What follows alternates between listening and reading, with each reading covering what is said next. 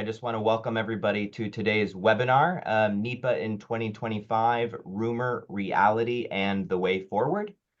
Just want to thank you all for joining today, and I'd also like to thank Tulane Center for Environmental Law, Mark Davis and Haley Gentry especially, for their help in conceiving this webinar and assembling it all. I know there's a lot going on right now with new developments every day, many of which are in the area of environment, energy, natural resources, climate. And whether we're talking about reductions in the federal workforce, cancellation of grants and programs, shuttering of offices like those related to environmental justice, removal of scientific resources and databases like EJ Screen, I think there's no question we are certainly in a turbulent time. And the National Environmental Policy Act, or NEPA, is no exception. Unexpected decisions from federal courts, executive orders, an interim final rule from the Council on Environmental Quality, CEQ. Needless to say, it's been a busy few months for NEPA. And that's all before the decision in the upcoming NEPA case currently pending at the U.S. Supreme Court. So 2025 is certainly shaping up to be a blockbuster for environmental law's Magna Carta. NEPA, of course, has been of intense interest since it was passed more than 5 decades ago, serving critical functions to make sure agencies look before they act, and that the public is informed about the impacts and alternatives of those actions. And ELI was founded in this same era, when the availability of environmental science gave us the tools to more meaningfully use law and policy to address environmental challenges. We were formed, ELI, to help shepherd the development of this area of law to achieve the goals of those foundational environmental laws like NEPA, including being meaningfully informed about the impacts of federal decision-making. But NEPA can be frequently misunderstood, so we thought it would be useful to bring together a panel of experts who have deep experience to talk about everything going on right now in the NEPA world. There's plenty to cover, so let's dive right in. Today's webinar will be divided into roughly 3 segments. In the first, each panelist will offer some opening remarks. And the event page on ELI's website links to all of the panelists' bios. I won't read them in full here, but I would encourage you to check those out on your own. So we'll start with Ted Bowling, a partner at Perkins Coie, who will tackle the reality aspect of our webinar today, setting the stage for what's transpired and what hasn't.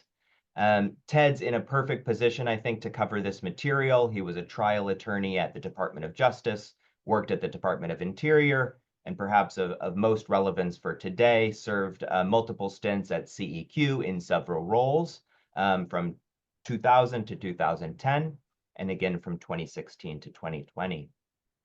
Jamie Plune, Research Associate Professor at the University of Utah Law, will then offer an empirical perspective on the rumors aspect. Jamie's CV is quite enviable. Not only is she a licensed commercial helicopter pilot, so cool, she's published numerous articles looking at the relationship between NEPA, permitting, and project timelines. The way forward, then, comes from Stephen Schima, Senior Legislative Counsel at Earth Justice, where he follows closely and works on developments related to NEPA, in particular related to infrastructure and community involvement. In the second segment, then, we'll transition to more of a roundtable discussion or conversation, examining some of the issues that have come up in the opening remarks, like what might be lost without CEQ's NEPA regulations on the books, who will be affected and how will courts respond, and more. And like I said, please do be thinking about your questions along the way. Put them in the Q&A. The third segment, we'll look at some of those questions and take them from the audience. And so without further ado, Ted, the floor is yours to show us the reality. All right. Thank you. That's a tall order.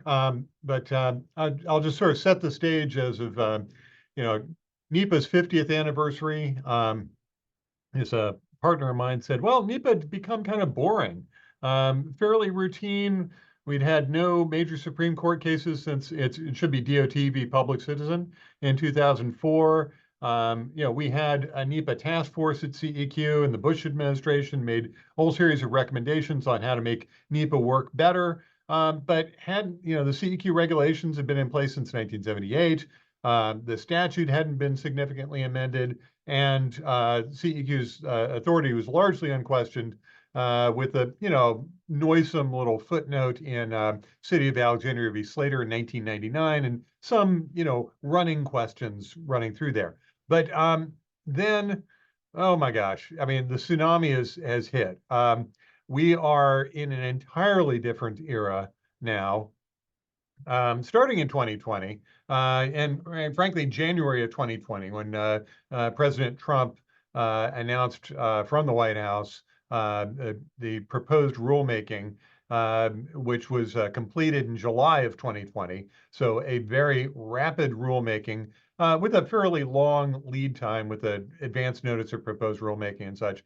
But that effort to update the CEQ regulations and frankly operationalize Executive Order 13807 on discipline and accountability and infrastructure development, that was met by immediately the Biden administration undertaking a two-phase rulemaking and litigation over that. In the midst of all that, we have the Fiscal Responsibility Act amendments, and then the Supreme Court has granted the petition for cert in the 7-county case, which is the pending case mentioned earlier. And the DC Circuit has called into question CEQ's rulemaking authority. So we have all that, and then the Trump administration, which has issued an executive order directing CEQ to propose rescinding its regulations. CEQ has gone one better with an interim final rulemaking. So I'm going to hit all those aspects, leaving enough time, hopefully, for Professor Plune to really explain the bigger picture here. First of all, with regard to the Fiscal Responsibility Act amendments, I'm not going to go through those in detail. That would be a course in and of itself. But it codified a number of important aspects of the 2020 CEQ rulemaking, adopting page limits and time limits and some of that architecture to set deadlines. But it didn't adopt other aspects of common NEPA practice. It didn't address, direct effects, cumulative or indirect effects, cumulative effects. It didn't, supplement CEQ authorities in Title II of NEPA. And it didn't operationalize a lot of the just sort of the nuts and bolts of scoping and how do you make the NEPA process work, or address some of these issues of scope of NEPA analysis. Then with the Marine Audubon Society case, here we had a case involving a categorical exclusion, use of a categorical exclusion by the FAA and the National Park Service, with regard to overflights in the Bay Area. The CEQ regulations were not at issue in that case because categorical exclusions are a function of agencies implementing procedures. But the 2-to-1 majority found that they ought to opine about the CEQ rulemaking authority and found that without an explicit grant of authority in statute, that the executive order directing CEQ to issue its rules in the Carter administration was ultra vires. Now, everybody in that case, all the parties, sought en banc review. That petition was denied, but with a note by the chief judge of the DC Circuit, basically saying, this was the CEQ authorities was never an issue in this case, and therefore that aspect of it is just dicta, if you will. On a going forward basis, now the DC Circuit has granted a stay of the mandate to give the agencies a year to go about doing these their rulemaking. But meanwhile, you had that happen. Then you had the Supreme Court argument in December 10th in the 7-county infrastructure coalition case. Interestingly, the Marine Audubon Society decision was noted in that case. Never came up in oral argument. This is a case involving an 88-mile spur railway line to access fossil fuel resources in the Uinta Basin of Utah. The Surface Transportation Board approved it based on a very comprehensive environmental impact statement with some analysis of the upstream effects of fossil fuel development. It'll be directly related to this, as well as also the downstream effects for purposes of refineries. The DC Circuit, sort of what the Solicitor General's office referred to as basically a fly-specking opinion, reversed that analysis, and the Supreme Court granted cert. So we've got this upstream-downstream challenge and the question of the scope of agency authority and application of DC Circuit precedent, particularly the Sable Trail case, which is a pipeline case involving consideration of the downstream use of the natural gas that would go through that pipeline.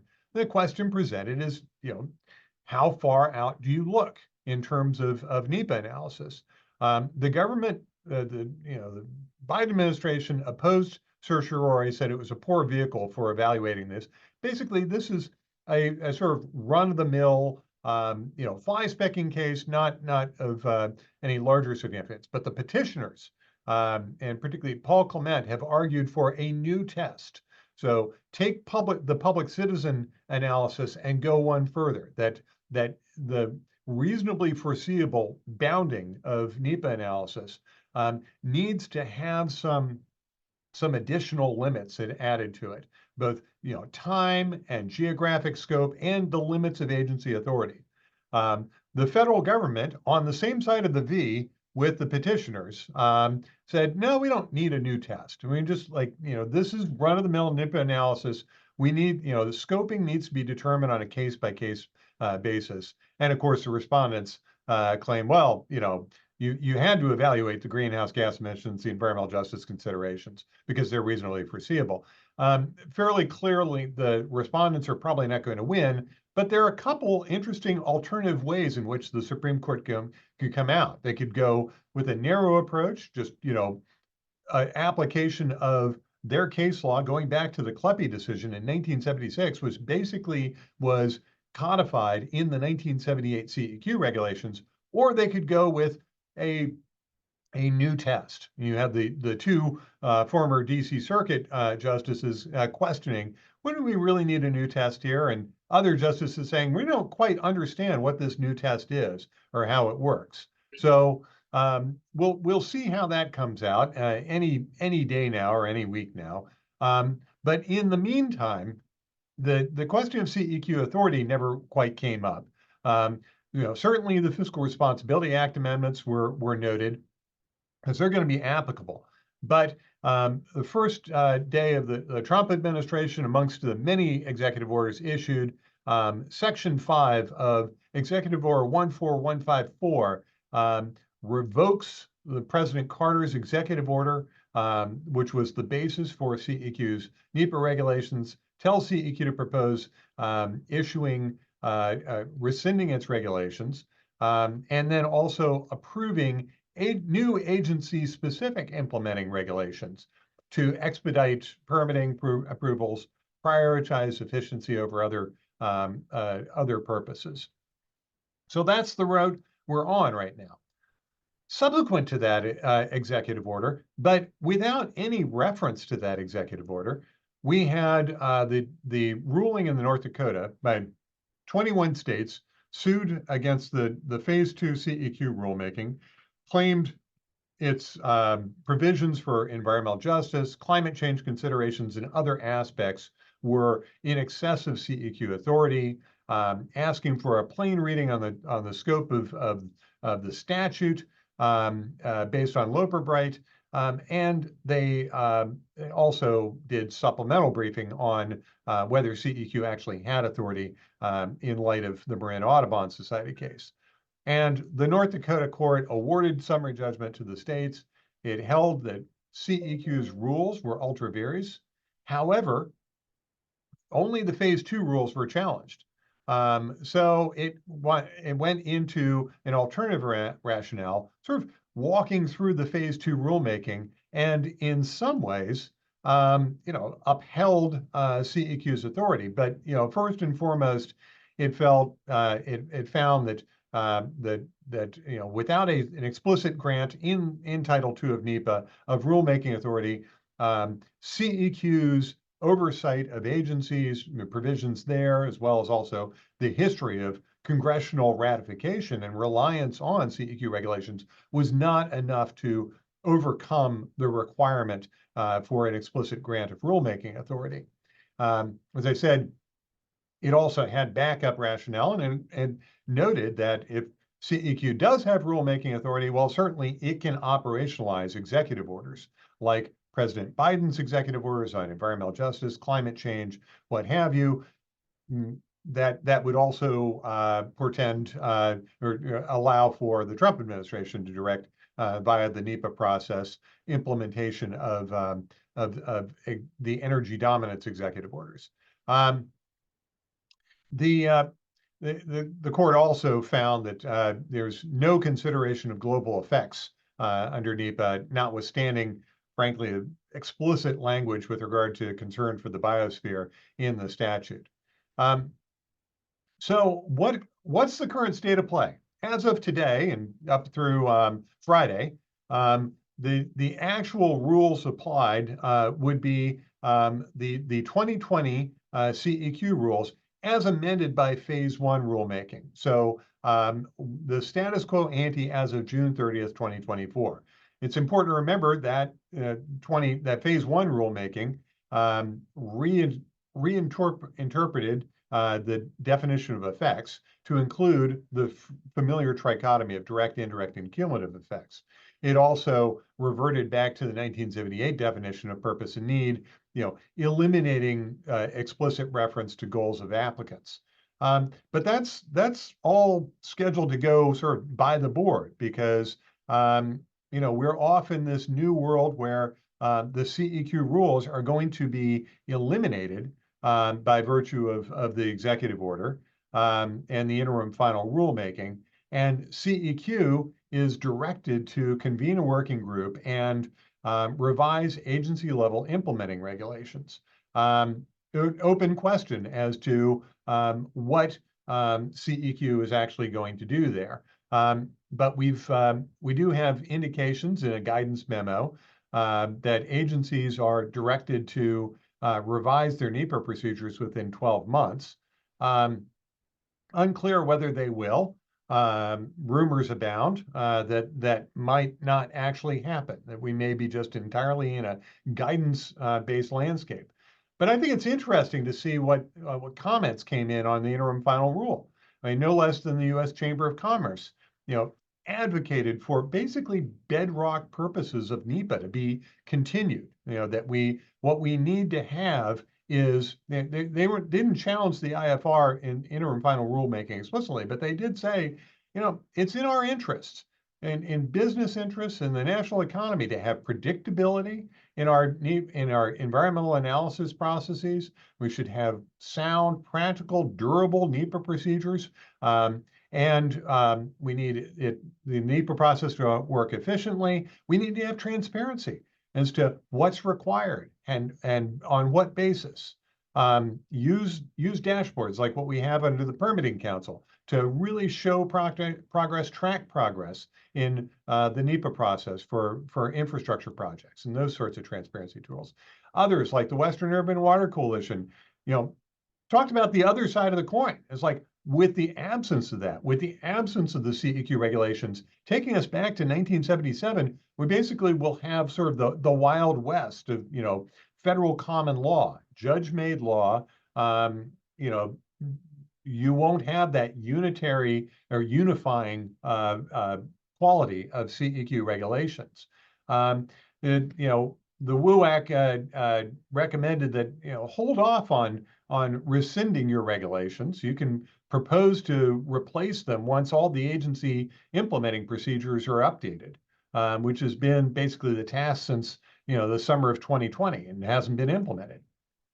Likewise, AASHTO, the American Association for State Highway and Transportation Officials, advocated for mitigation of the impact of the CEQ decision. In other words, a more specific guidance. We really need, and frankly, recognize that the NEPA process is shared not just by federal agencies, but by state agencies, which operate under their delegated authority. I mean, we're all in this together. And then the American Exploration and Mining Association is very supportive of CEQ's action, but still, the basic architecture of the NEPA process. I mean, it's, project sponsor preparation, scope of effects analysis, interagency coordination, making sure we've got the right size of analysis. Those are all important considerations. And so you've still got a lot of strong support for NEPA. And the basic question we have at this point is, well, so what's going to face us next week when we don't have CEQ regulations? I mean, the CEQ guidance is not legally operative until it's actually adopted by agency procedures. I mean, it's you can only rely on it so much. It's just guidance. And so important aspects of actual delivery of projects are left with a great deal of uncertainty. And this is a point I want to emphasize. Now, Professor Plune is going to get into the timelines and the time associated here. I want to use the CEQ graphic. This is figure 2 from the NEPA timeline study. To emphasize another point. Their point was, if you look at the trend line here, we're getting down to basically about 2 years per EIS. But look at the absolute numbers on the bottom of these rows. I mean, so on average, we had about 127 environmental impact statements per year since 2010. Well, that's about half of the 2010 output of environmental impact statements, about half of what had historically occurred. During the Trump administration, the high was about that average, 128. The Biden administration low was down at 64 EISs. That's 64 major infrastructure projects. I mean, if you're doing an environmental impact statement, you're doing it because you're having significant effects. And my point here is we seem to be losing capacity to actually get big stuff done. And if you compare, the Biden administration high of 100 to the Obama administration high of 200, you've got a fairly significant decline in the number of EISs going out. The low in the Biden administration of about 64 is, if you extrapolate out what we've seen so far in the first quarter of 2025, about equal. I mean, we are losing our capacity to get big stuff done. And that, to me, is a greater worry. So where do we go from here? Well, we're not going to have CEQ regulations, which the Supreme Court has said on multiple occasions are entitled to substantial deference. It's going to be a choose your own adventure situation. You need to grab a lawyer and see your way through and interpret the Supreme Court's decision. So with that, not happy note, I'm going to hand it over to Professor Plune. Ted, that was a great introduction to our conversation. I am going to kick off my comments based on the the topic of our show today, rumor, reality, and the way forward. And I want to talk about some of the rumors that are associated with NEPA. There are a lot of rumors about permitting and NEPA, and I don't need to repeat them because you've heard them all, but they come from the left and the right. And one thing that they have in common is that they all blame NEPA for delay and often conflate NEPA with permitting. So here's myth number 1. NEPA and permitting are not the same thing. There is no single permitting law, and getting rid of NEPA will not solve dysfunctions with permitting and in fact, for complex projects, it might actually make them worse. So what is permitting? Permits may be federal, state, local, or even tribal. The complexity of the permitting process depends on the complexity of the project. Some projects may be subject to multiple different legal requirements governed by different laws, procedures, and different permitting authorities. I also want to take a step back and talk conceptually. Permitting is not just red tape. Permitting is important and it's useful. It is a mechanism or a touch point to enforce legal standards. And these standards are often environmental or safety standards. They're one way that we can make aspirational standards like clean water or clean air or safe buildings real, tangible, and enforceable. Sloppy permits lead to accidents. And we saw this in Turkey when 3,000 new buildings collapsed because permits were treated like political chits. We saw it with the 737 MAX accidents when permitting was rushed and the federal authority lacked capacity to provide meaningful oversight during the permitting process. And we saw it in Canada during the Mount Poly mine disaster, when 24 meters of cubic waste flooded into lakes and rivers after a tailings dam collapsed, and lax permit enforcement at the design, build, and operational stage was ultimately determined to be a major cause of the accident. So that is permitting. What is NEPA? We often think of NEPA, or we call it our look before you leap law. But another way to think of it is a disclosure obligation.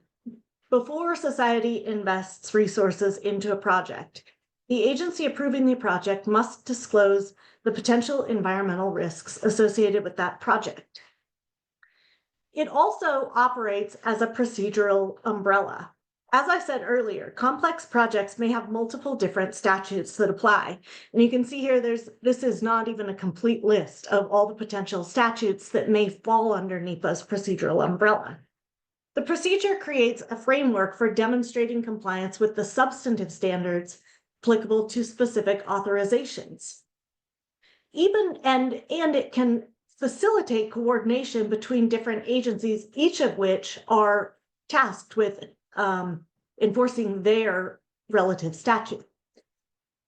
Even when the only coordination necessary is experts within the same agency, there is evidence that NEPA's organizing structure actually streamlines decision-making. There's a great research project that was done by my colleague, John Ruppel, looking at Endangered Species Act critical habitat designations. From 1999 to 2018, there was a circuit split. So critical habitat designations in the 10th Circuit were required to do the NEPA process, and all the other circuits did not have to go through it. So we have a natural experiment that happened over 18 years to be able to say, does NEPA make this process take longer? And what he found, over that period of time, there were 643 NEPA critical habitat rules, and those that went through the NEPA process were completed on average 3 months faster. The reason we're suggesting is that the coordinating function of NEPA's procedures actually facilitated that decision-making. So when we think about the functionality of government decision-making, NEPA's procedural requirements can create a consistent framework to facilitate coordination between agencies and experts. It also creates a mechanism for public deliberation, public participation, and a transparent method for disclosing that decisions made by an agency are justified rather than arbitrary and capricious. So it serves a lot of purposes. Going to my second myth, NEPA takes 4.5 years. So this is the classic pinch of truth myth. Remember that the rigor of the NEPA analysis is scaled to the significance of the impact. So we have categorical exclusions where there's no significant impact, environmental assessments where it's an uncertain degree of impact, and environmental impact statements. The discourse when we talk about NEPA is disconnected from the practice. Less than 1% of government decisions, less than 1% of NEPA decisions are EISs, and yet the political discourse is governed 99% about EISs, And actually, we know very little about the other types of NEPA decisions, even though those constitute the bulk of how this statute operates. As Ted said, there are less than 100 EISs per year. There have been less than 100 EISs issued per year in 2020, and only 4 federal agencies issued more than 10 per year. So clearly, EISs are not the decision-making tools that govern the vast majority of the hundreds of thousands of agency decisions or permitting made each year. So where does the 4.5-year statistic come from? It comes from the CEQ's study of EIS timelines completed that in 2018 that analyzed 2010 to 2017. And what they found is over that time, the average period of time to complete an EIS was 4.5 years. What's important to recognize is that the median was almost an entire full year shorter. And if we look at the shape of this graph, we can see that the vast majority of decisions are actually made in a very compressed time frame that is much shorter than the political discourse. So the average is actually skewed by this long tail where we can see that there are some projects that get bogged down. Some researchers at the University of Utah, led by John Ruppel, and I was there too, wanted to understand more about the NEPA process and to understand, can we try to figure out what makes a project fall on the tail? And can we also understand what about all those other decisions that we don't know anything about? CEs or EAs, how are those operating? The reason there's not a lot of information about those other elements of NEPA is that very few agencies have information. They don't keep track. There is no database that can be used to analyze how NEPA is being implemented at these lower levels of analysis. But one exception is the Forest Service. They're an important agency because they issue more EISs more NEPA decisions than any other agency. And in the early 2000s, they started tracking those decisions in a database, the multi-year trend report. So we were able to obtain a copy of that database, which had 41,194 unique decisions at all levels of analysis from 2004 to 2020. And the first question that we asked is, how long does NEPA really take? So what we have here is the graphs of decision-making timelines for all 3 levels of analysis, EIS, EA, and categorical exclusion. And one thing that we learned is that NEPA is actually, what we learned is that when we think about how long does NEPA take, the answer is that it depends. At every level of analysis, we saw that the curve was very similarly shaped to the CEQ EIS timelines. The vast majority of decisions are made in a compressed time period, and then there is an extended tail. So one thing that we learned is that NEPA was actually happening within a wide time frame, and much of it was much, much faster than the 4.5-year statistic that is commonly used in our political discourse. In fact, if you look at the 3 levels of analysis, when you put them on the same graph, you can see that the 4.5-year statistic is way over on the right, which means that our political conversation is ignoring a lot of valuable information. All of the data that is on the left of that statistic is being ignored. And yet this is the information that indicates what's possible under the existing legal and regulatory framework. So focusing on the average ignores important information about what's possible and also important information about what causes delay. So this brings me to my third myth: NEPA's procedures cause delay. When we looked at the data, what we found is that the analytical rigor did not appear to be the sole cause of delay. In fact, frequently a lower level of analysis was completed more quickly than a more robust level of analysis. So for example, 25% of EISs were completed more quickly than EAs. And the same was true for CEs, which surprised us.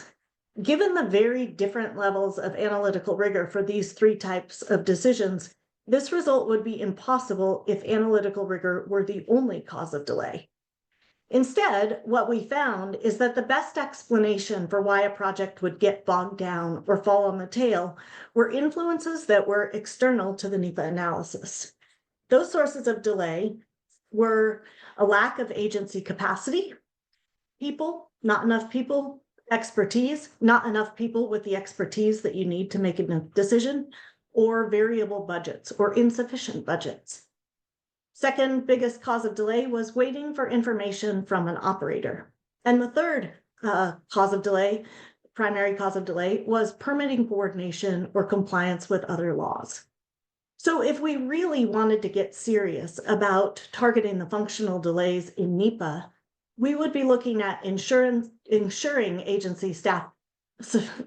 sufficient agency capacity, making regulatory requirements public, transparent, and easy to understand, and fostering coordination between agencies and permitting authorities. I've done a lot of research on permitting, and I'll say these trends are the same whether you're looking at NEPA alone or you're looking at permitting processes. And I have so much more to say about this, but I will let Steve have some time. I do want to talk about one more myth, which is that NEPA litigation is stopping renewable deployment. So David Edelman has done some really great research in this regard. He looked at 1,882 different wind and utility scale wind and solar projects between 2010 and 2021. Most of these did not require an EIS, and so that's one piece that's important. But importantly, only 29 out of all of these projects were challenged in litigation. So the rate of litigation is only 1.5%. It's also, and I should also say, only 12% of the projects that were subject to public opposition at all were challenged in federal court. He said most of the projects were being challenged in local fora. It's also important to recognize that at the heart of litigation is ambiguity. People turn to courts to defend their rights in a situation of conflicting values and ambiguous laws. And I'm just going to say that we have a lot of ambiguity, as Ted pointed out. So I am going to climb up on my soapbox before I get down. We often hear about permit reforms justified in the name of efficiency. And with that, the Manhattan Project is usually, or not usually, but often used as an example of what could be accomplished if we just didn't have all this red tape slowing us down. And it's important to remember that we're still cleaning up the mess of the Manhattan Project. In fact, we won't be finished with cleaning up this mess until 2043, and the ultimate price tag is expected to be $7 billion. So when we think about efficiency, risk management is a very important element of that. Before jumping into a plane or a helicopter, a pilot has to do a pre-flight check. It takes time, but we don't think about it as delay because it mitigates avoidable risk. NEPA is a tool that can serve the same purpose, and we should be very careful not to repeat the mistakes of the past in our haste to get to the future. So with that, I will climb off my soapbox and let Steve take it away. Thank you, Jamie. And thanks to Ted as well. Two people who I have long admired for both their expertise and their thought leadership in this space. The space being NEPA, one of my favorite laws, my favorite. I also want to say thanks to both Environmental Law Institute and the team there, as well as Tulane, for pulling this together. And it's obviously an issue near and dear to my heart. And I also appreciate the framing of this conversation as rumor versus reality. I'm going to focus my comments on that dynamic because it really does speak to the path ahead, at least legislatively. You know, we've talked about a lot of the rumors. We've talked about all of the action in both the courts and administratively over the last several years, and it really has been a tsunami of changes. But you know, looking at Congress, I think it's a little bit of the same. And I have this overarching concern that the conversations around NEPA on Capitol Hill have often been untethered from reality, you know, at least in Congress, which results in wildly different legislative proposals. This is the same kind of disconnect between, you know, discourse and practice that Jamie mentioned. And at the core of this dynamic is a kind of definitional challenge embedded in vague discussions of permitting reform, which Jamie was, I think, really encapsulated well. It's part of the challenge is defining, at least, in the conversations that I've seen over the last decade on Capitol Hill, a lot of the time it becomes the outliers that define the rule. The exception becomes the rule in many conversations. And as Jamie pointed out, a lot of things are working well within the NEPA process. And, there's also this challenge of what is delay and what permitting, determining what problem we're solving for, essentially, when we want to eliminate delay in the permitting process. And that question, as Jamie was noting, there are delays in the permitting process generally, and then there are delays due to NEPA specifically. And what we've seen over the last 9 to 10 years is quite a bit of legislation in this space. First, in 2015, we had Fast 41. And Ted alluded to this. There's the Permitting Council that was created by Title 41 of the FAST Act. And this is important to keep in mind. It was a highway bill because it's generally big pieces of legislation where NEPA changes are attached to. But Fast 41 did two things. One was create the Permitting Council, which really zeroed in on one side on the increasing management oversight and resources for the agencies, especially for big projects over $200 million of investment. And this cut across the board in terms of infrastructure, from conventional energy to renewable energy, to a whole litany of infrastructure areas. And then, that was, out there for several years, but it was due to sunset. And then we had the Infrastructure Investment and Jobs Act. And I'm not going to go into these bills in detail, but I do want to just uplift a few things. One is the IIJA, as it's called, did permanently reauthorize Fast 41. And this was kind of at a critical time because one of the benefits of Fast 41 was the Permitting Council and this increased management and oversight. And by 2020 or 2021, when this bill was passed, it was only recently starting to get projects under the umbrella of Fast 41 that were actually being initiated and that weren't just legacy projects. So it's kind of creating a new data set to see how this works out. I should mention there's also a kind of alternative permitting scheme for these projects that closely mirrors NEPA with some exceptions. But the bill also, the IIJA also, did a host of other things, including, codify one federal decision in the highway context.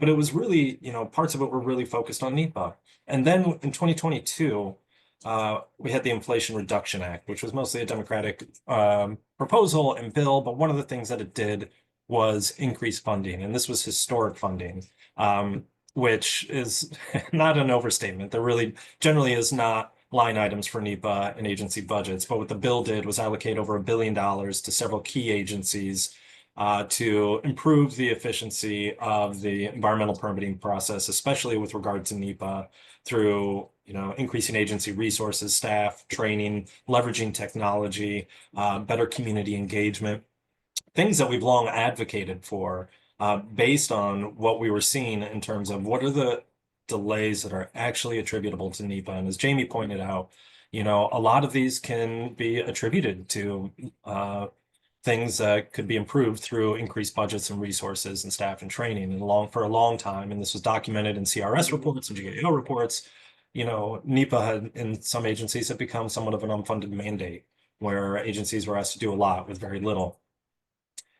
Going ahead, then we had the Fiscal Responsibility Act, which, again, tied to must-pass legislation. In this case, it was the debt ceiling and lifting the debt ceiling.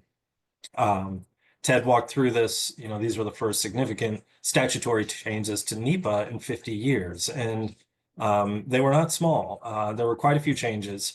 And then in 2024, we also had the Building Ships in America Act, which is not a broad NEPA bill, but I highlight it because it represents one of the approaches we've seen over the last decade, which is, approaching NEPA changes in a sector-specific manner. This has long been the case, and especially with regard to things like legislative categorical exclusions. But I want to highlight this because the congressional memory is often very short. There's this kind of collective amnesia when we talk about permitting reform, when we talk about NEPA. The idea constantly seems to be like, well, we haven't done anything on NEPA. When in fact, there has been quite a bit done in relation to NEPA. And, just the last year, we were able to see some of the fruits of these approaches with regard to with some of the timeline reports that were put out by the Biden administration in January and back in August. But I think it's worth looking at what legislative proposals are on the horizon, because this is the area of uncertainty. But we need to keep in mind what has happened in the last several years. As I mentioned, most of the changes that we've seen have been in must-pass legislation, and looking forward, it'll likely be the same. It is not likely that a straight NEPA bill would move on its own. And if passed as precedent, it'll be something like the National Defense Authorization Act or the NDAA, highway reauthorization legislation, which is up again this year, budget and appropriations and other must-pass bills. And when we consider what Congress may be thinking moving forward, we can look at what was introduced last Congress and the Congresses before that, because I think we get a pretty good sense of where things are at. And I'm not looking at every bill here, because that would be a long list. You know, historically, there have been 100 to 200 proposals targeting NEPA in some way the last 4 or 5 Congresses. It's a lot. But the ones that should be really focused on to get a sense of where Congress's thinking is at are from the members that are the heads of the committees of jurisdiction. And on the House side, that's a House Natural Resource Committee that's chaired by Representative Westerman and Ranking Member Huffman. And on the Senate side, it's Environment and Public Works Committee, and that's Senators Capito, who's the chair, and Senator Whitehouse, who's a ranking member. And we can see what their thinking is like from these, because last Congress, they all introduced bills with the exception of Representative Huffman. He wasn't the ranking member then, it was Chair Grijalva. But we can see in Representative Westerman bills and Capito's bills really distinct approaches to what needs to be done in the permitting space. And it really highlights this kind of deep divide in the conversation, in the identification of what problem we're solving for, whether we're drafting solutions that are responsive to known causes of delay in the permitting process, or are they more responsive to these kind of outliers situations, the kind of horror stories we see in the permitting space. And if you look at these proposals, and this isn't everything, but it just kind of gives a sense of, the really 2 distinct approaches. Mostly on the Republican side, we're seeing kind of a NEPA avoidance approach or a deregulatory approach. And that's seen in language that will narrow NEPA's applicability, whether it's through threshold application of the law, whether it's through further amending the definition of major federal action, or reliance on functional equivalence, things of that nature. There are pretty sweeping limitations on judicial review, and this is also an area of deep divide, but I think of bipartisan interest, which I'll talk about in a second. But the other language we're seeing are limiting the purpose of NEPA, more legislative categorical exclusions in specific issue areas, limiting alternatives, and then finally, getting more aggressive with timelines by forcing agencies to reach a decision. And if they don't within a prescribed period, whether it be a year or 2 years, then a project or decision is just deemed approved without any kind of possibility of challenge.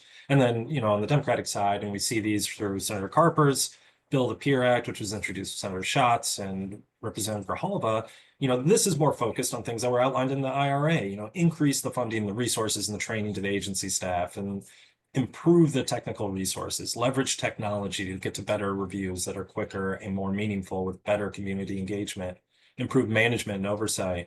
And, one of the things, and Jamie highlighted this too, I think, facilitation of early stakeholder engagement. You can avoid a lot of delays on the back end by improving the meaningfulness of engagement on the front end. And this is borne out in research by MIT and other academics.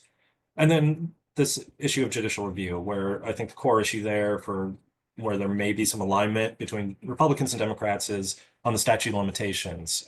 Under the APA, it's 6 years for NEPA, but we've seen in Fast 41, it was reduced to 2 years. And then on the extreme side, we're seeing proposals where it's limited to 60 days in Senator Capito's bill, or 150 days in previous highway reauthorization legislation. So the divide is deep. And where we're going in this space is, a bit uncertain, but I think there is a lot of interest on both sides to do something about permitting reform. And again, we're back at this core question that Jamie presented at the top, which is, what are we responding to when we talk about permitting reform? Because it's become a little bit of a Rorschach test. People see what they want to see, and it's not really relying on facts on the ground, which is why the research that looks at litigation and whether or not, how often is that occurring, with what frequency, what projects are moving fast, and what are the actual timelines. I think those are going to have to animate the discussion going forward. But again, centering the question and identifying the problem are going to be one of the core challenges. And with that, I'm going to hand it back over, but I think it's safe to say we've got a lot of uncertainty on the legislative front. Thank you all so much. Those were a series of fantastic presentations and a lot of good comments and activity in the chat. So I know people also found them very helpful. I just want to maybe ask a few questions here and then turn it open to the audience. And again, a reminder, if you have any questions, please put them in the Q&A function here in Zoom. So I just want to maybe go back to some things you were saying, Ted, but also, get everybody's thoughts on this. And, we're sort of losing the CEQ regulations. And so, but NEPA's not gone, right? NEPA is still on the books. And so what exactly are we losing by losing the CEQ regulations? And sort of asking here about any maybe specifics, does that include we're losing definitions of certain things? Do we lose some sort of substantive analysis that agencies have to do? But also, normatively, are we losing anything, or sort of generally or sort of societally, do you see anything lost here? So curious about your all's thoughts on what this all means in terms of what we're losing. Well, I'll jump first, and I'd say first you look at what the Carter administration was trying to do with that executive order, and that was to bring one sort of unitary framework, some order to what had become, a choose your own adventure approach. I mean, a lot of federal common law of NEPA. You had cases for all the various different agency approaches, and so the Carter administration actually succeeded in creating a set of regulations that, largely by, sort of almost consensus rulemaking. I mean, they more or less did a regneg with the Chamber of Commerce, environmental community, states, locals. I mean, there was a reason why it stood the test of time, is because it was well formed and captured the case law at that time. And so you lose that body of law, and sort of, the cohesion, that point of cohesion between various agency procedures, because ultimately NEPA is about interagency coordination. And you also lose some important elements, like, CEQ's authority to do emergency alternative arrangements. You're on your own now for an emergency. And so, CEQ's interpretation of the law was entitled to substantial deference. I mean, that was Supreme Court in Sierra Club v. Andrus in 1978 said it and repeated it at every opportunity. And having that sort of point of unity is important for resolving issues, making decisions. So I think that's the central part and tendency of that. And frankly, it's was codified by Congress, codifying the one federal decision policy of Executive Order 13807. So it's rather odd that now we've thrown that out. Permitting council can work on a project-specific basis, but no agency had that sort of cross-government, cross-media, cross-environment perspective.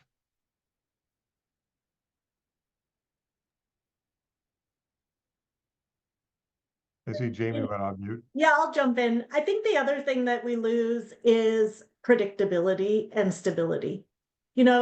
A lot of the specific agency regulations they incorporate the CEQ regulations by reference. But now we're looking at, okay, well, like which version was in effect at the time they incorporated that? And so which one are we going to have to apply? And does that mean that DOIs are different than, Department of Energy? And all of a sudden you're talking about a very confusing situation to try to figure out what are the baseline rules. And as I commented, and as we all know as lawyers, the thing that fuels litigation the most is uncertainty, and uncertainty about what exactly what law applies to a situation. And so I think that's another really important element, particularly if we're trying to do big things like permit big renewable energy projects or start putting in new mines. We're trying to do big, hard things, and at the same time, we're creating a huge amount of uncertainty about the way we get that done. Yeah, I totally agree. And, just building off that, and, there's a number of provisions in the regulations that I have my eye on, including the emergency ones that Ted lifted up. But the certainty issue is obviously number one, and the certainty goes for project sponsors, it goes for the agency folks, but also for impacted stakeholders. And we've approached this for a long time. We rely on the comment process to make sure that good science is a part of the decision-making process, that community voices are heard. But there's going to be just endless uncertainty in this regard, especially as we watch agencies update their regulations. We're going to be keeping an eye out for quite a few things, but more broadly speaking, I think one of the things we're losing just seems to be an appreciation of the purposes of NEPA, right? This approach seems to codify a kind of misapprehension of what the law is supposed to do. And you see this in the guidance that CEQ put out that seems to prioritize speed and efficiency above all other considerations. And the statute itself, really lifts up some of the primary concerns for why it was passed in the first place. And this idea of making decisions now for future generations is essentially getting read out of the entire process. And it worries me because the values that NEPA kind of enshrined, especially through the regulations, public input, of meaningful engagement, of good science, of accountability, those are kind of lost now in this kind of feverish pursuit of speed above all other things. Yeah, and I think that point about uncertainty is well taken, and I think is a thread and a theme throughout this webinar and also the current moment. And I was just wondering if you could sort of walk us through then, what is this process going to look like in a week's time, to the extent you're able to make any sort of predictions or analysis about that? I mean, say an agency does get an application from an applicant who wants to do something. It's a big project. They're going to need a lot of coordination among multiple federal agencies. They're going to want to take comment. How is that going to work now? Is there still going to be a mechanism for coordination, for public participation, and sort of how do you all see the NEPA process playing out without those sort of overarching CEQ regulations?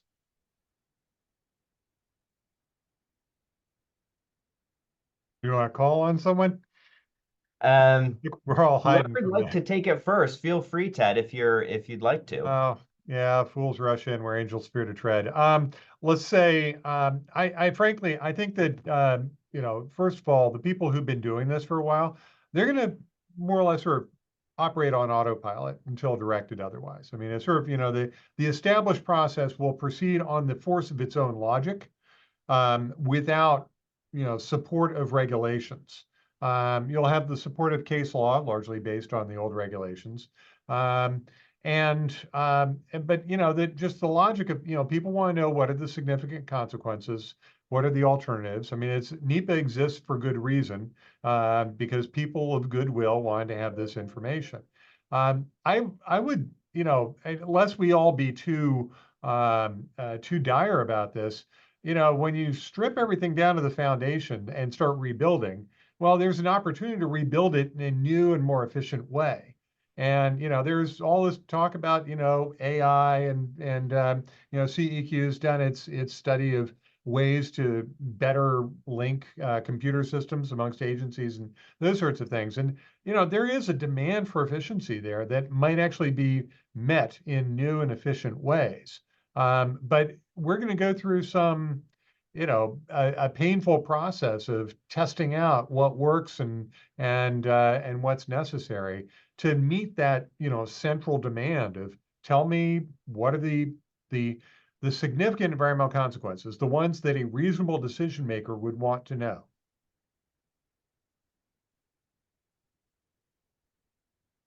Jamie, Stephen, anything to add? Jamie, you're on mute. Go ahead. Thanks. Of course I had to do that. So hopefully I'll be the one who does it during our conversation. I think there's another piece that I keep thinking about where we can look to past to think about prologue. And that is at the same time that we have all of this uncertainty introduced, we also are losing an enormous amount of capacity in our agencies in terms of making those decisions. And one example that we have of what that looks like is what happened to the BLM when it was moved from DC to Grand Junction during the first Bush administration. And there are two really insightful Government Accountability Office reports that talk about that. And one of the important things that they noticed is that without sufficient leadership, the decisions that were ambiguous and encountered delay. Almost everybody that they interviewed said that they encountered delay in making a decision, especially when the situation that was requiring a decision was ambiguous or the guidance was outdated. And so I think we can expect to see something similar as well when we're looking at the situation moving forward. Can I just agree on that? I mean, it's like having the capacity to know by your experience what's a big thing, what's a small thing, and avoid, say, like a huge project getting pecked to death by ducks, tied down by the Lilliputian, issues. That's an important quality. And that's actually what, CEQ tried to capture in the 2020 regulations is, issue spot, elevate to senior agency officials. That's the sort of the mechanics of the NEPA process that doesn't show up in, say, like a litigation statistic, because the projects that are just weighed down indefinitely never actually make it to a decision, much less litigation at a 1.5% chance. Yeah, and I can't agree more with I think someone in the comments here just talked about the hollowing out of the workforce. I mean, that's going forward, that's going to be an enormous issue. And then how do we build that back up when it's needed? People are going to lose faith in working some of these jobs, which are, I know people always talk about, permitting jobs or climate jobs, or, these are important positions that need to be done. But, one of the things that I'm worried about, and I hope there is a kind of general inertia to the decision-making process and the NEPA process going forward, where agencies are going to continue to do the same things and while we wait for new regulations. But, we just saw BLM approve an oil and gas lease where they went from the draft to the final. They just removed references to climate and environmental justice, in the last few weeks. And I'm afraid that's going to continue to happen. And that, a lot of concerns and a lot of people on the ground who rely on the NEPA process because it's the only opportunity for public comment, those concerns are going to get ignored because, it seems to be a priority right now to, turn a blind eye to those types of impacts. So, we're going to be keeping an eye on that very closely moving forward. And it's one of the areas where I think there's a huge question mark in terms of practice.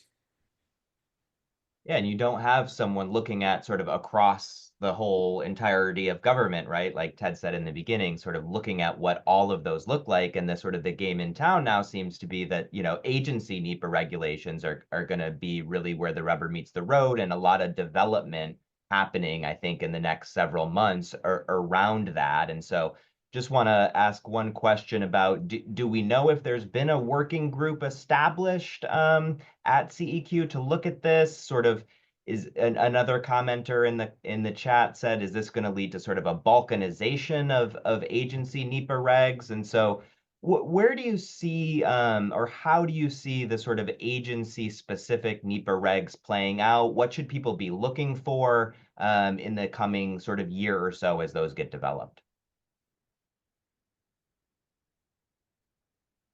I don't know if the working group has been established. I would note in the interim final rulemaking, CEQ articulates an alternative rationale as to why they don't need to seek public comment before doing what they're doing.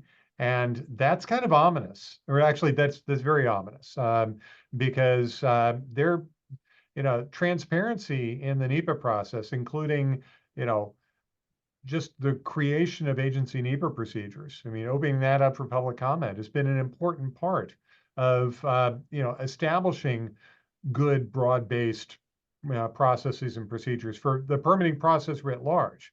I mean, as Jamie Plume noted, NEPA is used as the basket for all the other permitting authorities. I mean, that's the way the permitting council is established, is you've got a project of complexity that's subject to NEPA, and then all these other statutes. And it's, but the subject to NEPA is sort of the thumb on the scale, or in terms of it being a covered project.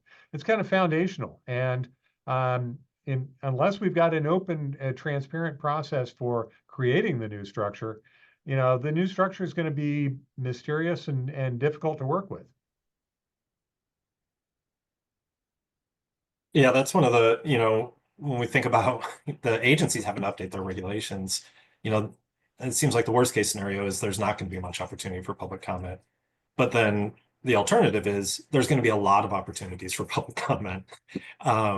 So, that's going to become a resource issue. I know for a lot of partners we work with who, want to engage as they kind of rethink what these regulations look like. Are they going to have to do it in this ad hoc nature, agency by agency? And, do people on the ground have the resources or bandwidth to meaningfully engage in that, assuming that we do get those opportunities? Also kind of going backwards from where we've made a lot of progress, especially with Fast 41, in thinking about ways we can sequence different agency reviews for complex projects, and the sequencing and ensuring that the NEPA analysis is organized in a way that supports all of those agency decision making.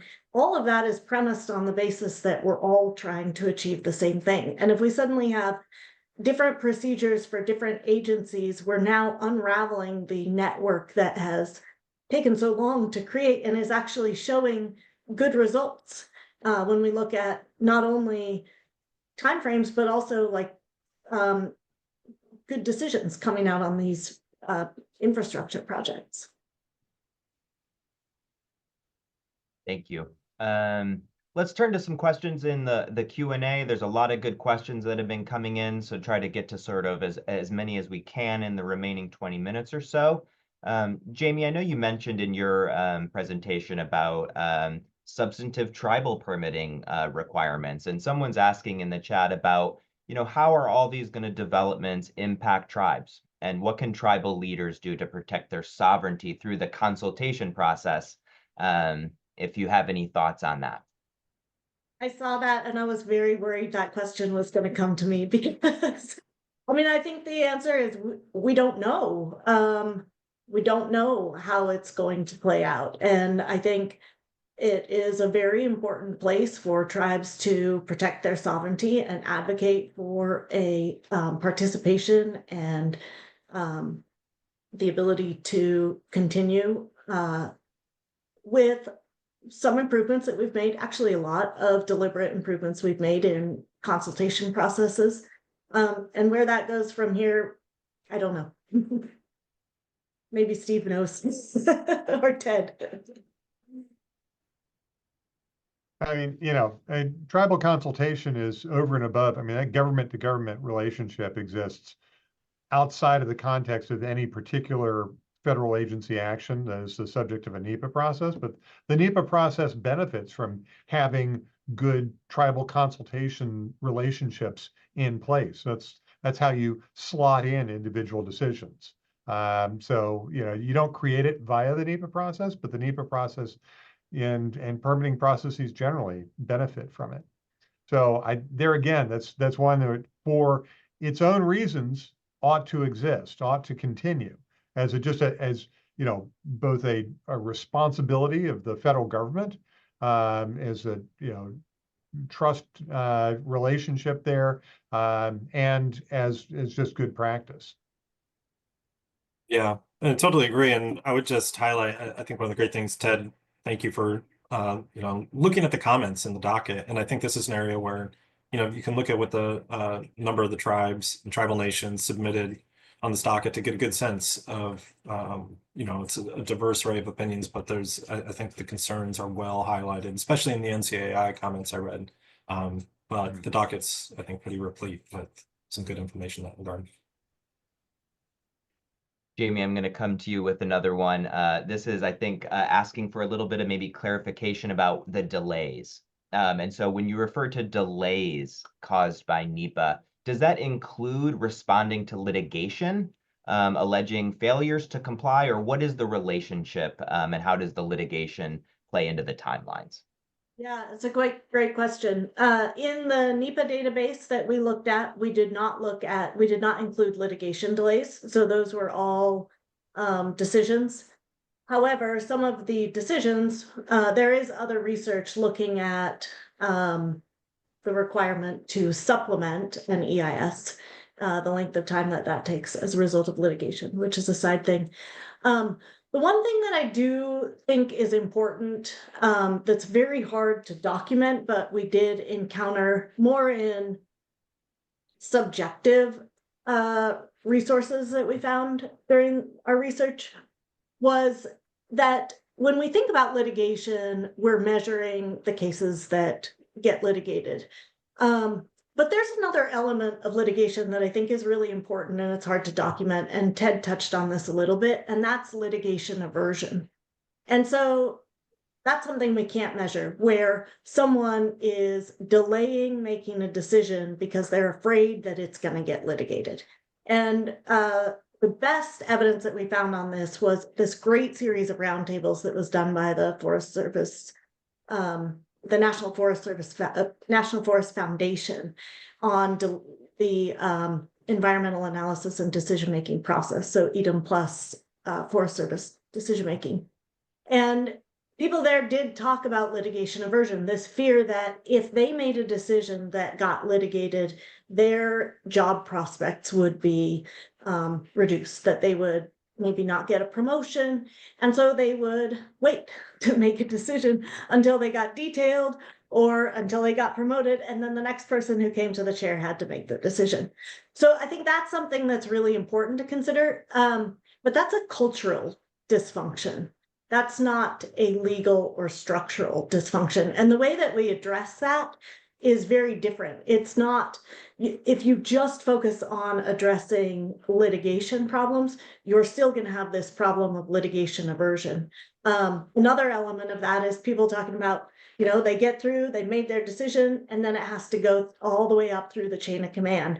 And so they wait a year while it's going up, coming back down until the decision can finally be released. So these are some things that, again, that's not the analytical process. That's not the regulatory requirements. That is a process requirement that we can address through operational improvements, cultural changes, and management changes. And figuring out the differences between those is something that's, I think, really important.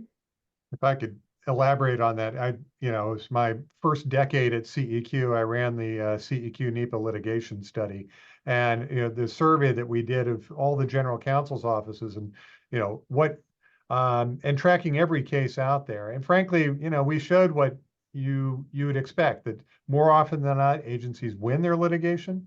If you go through a remand, well, sometimes your remand is just the judge has told you exactly what the judge thinks needs to happen.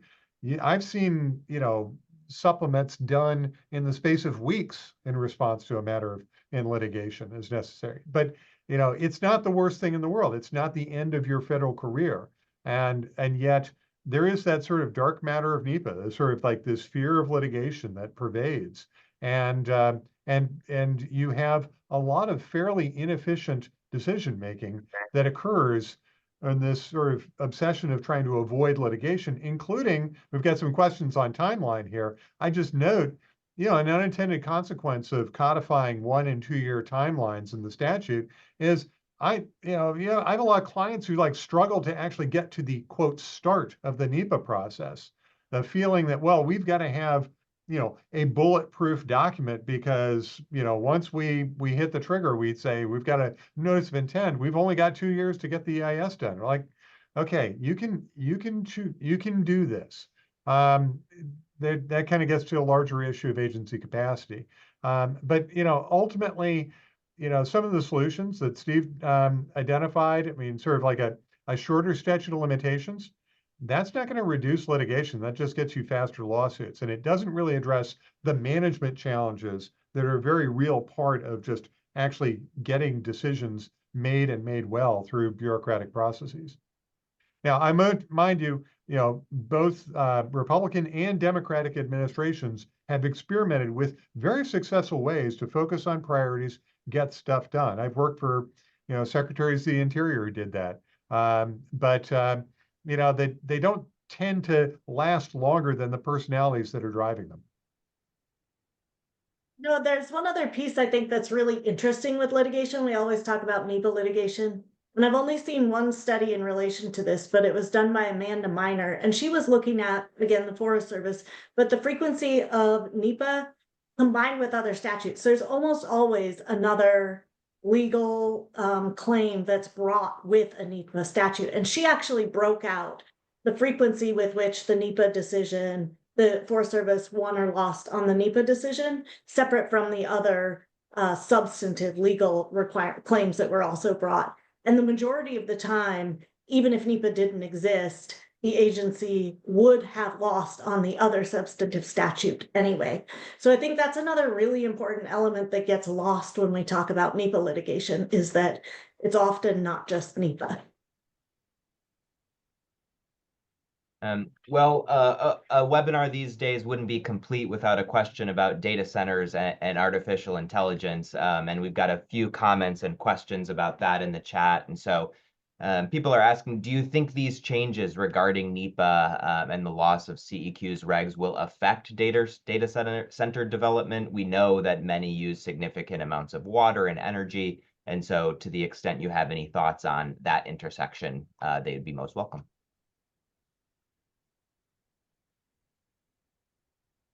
This is way outside my wheelhouse of knowledge, okay. so I am not going to comment. But I mean, just generally speaking, it seems like data centers will be impacted in the same way everything else is with this uncertainty.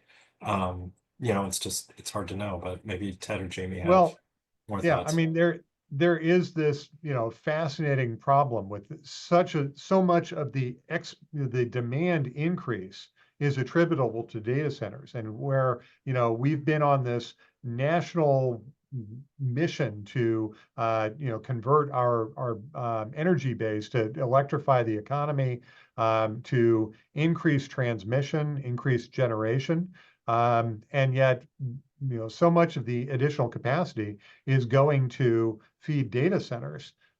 You can always imagine a sort of like an Isaac Asimov sort of scenario where it's like you've got these data centers that are spending their time kicking out environmental impact statements on the impacts of data centers.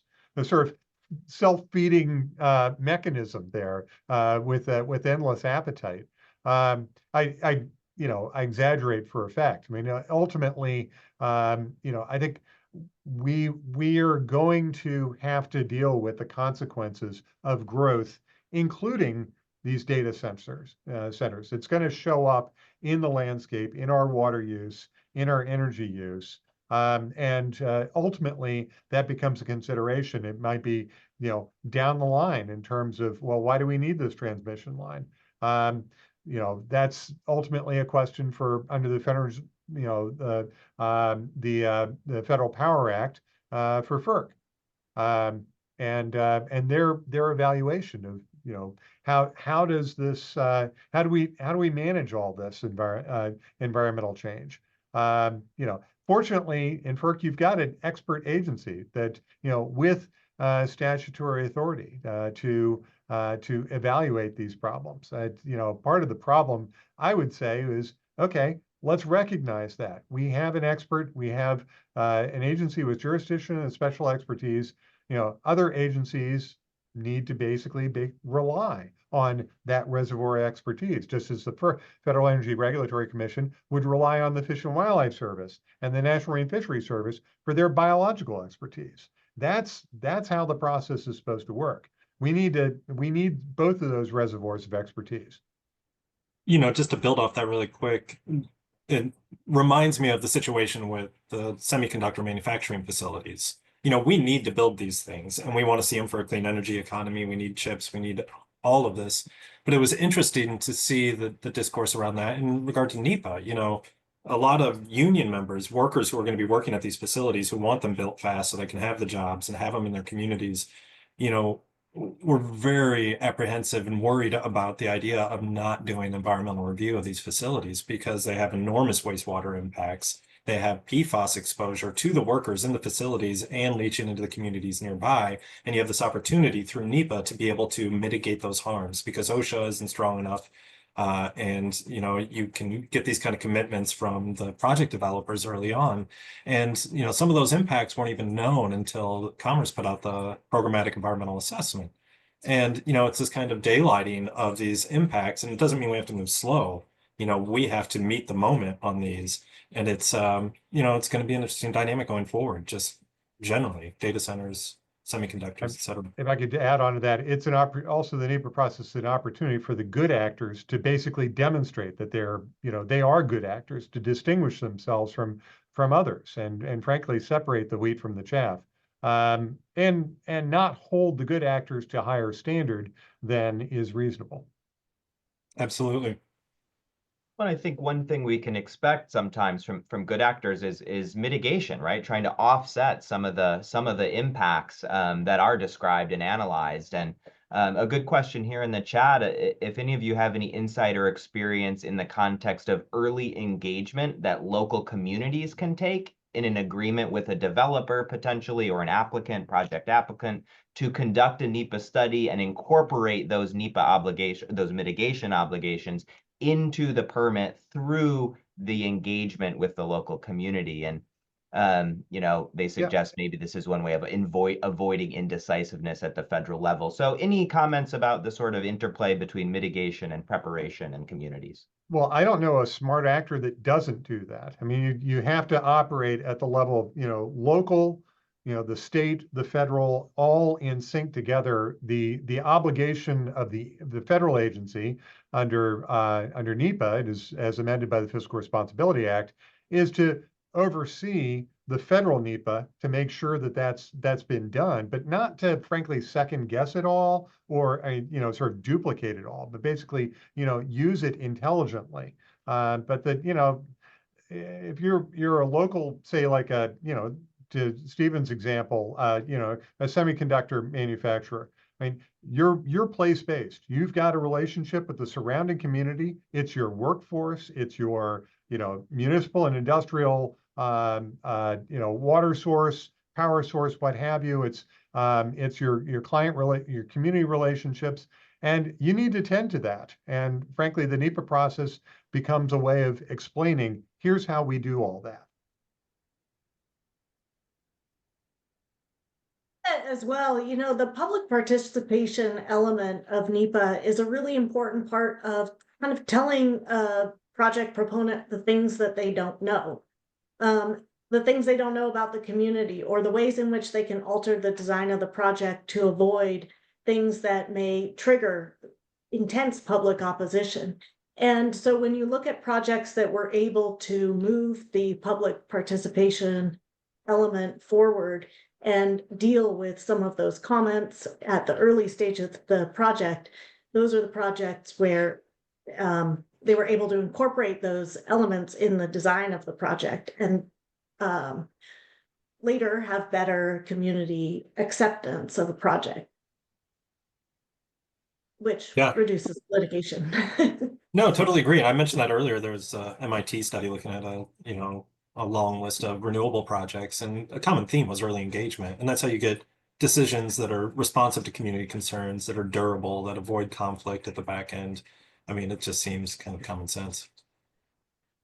So it does seem kind of common sense to your question. And so I want to sort of return to the theme of our webinar today, which was rumor versus reality. And there's a question in the chat that says most people sort of don't think or don't believe that work in NEPA or deal with permits, that NEPA can function as an umbrella statute to sort of bring everything together and help with that. So what do you all think can be done to sort of re-message NEPA to emphasize those sort of good qualities and maybe dispel some of these rumors, other than hosting the webinar that we are today? What are some other ways that might be accomplished? I think it's good management within agencies, basically using every project decision as a teachable moment for your teams, to frankly reward good practice, efficient effective environmental review, as well as also correct bad practices. And, that being, picayune obsessions and those sorts of things that can weigh down the process, or frankly, just, disagreements, judgment calls. I mean, it's making the NEPA process work. I think that's been part of the, if you will, sort of the vision is that, okay, NEPA actually does matter. It's not just a get me a NEPA. It's actually like part of the operating system of the federal government. We need to make it work efficiently.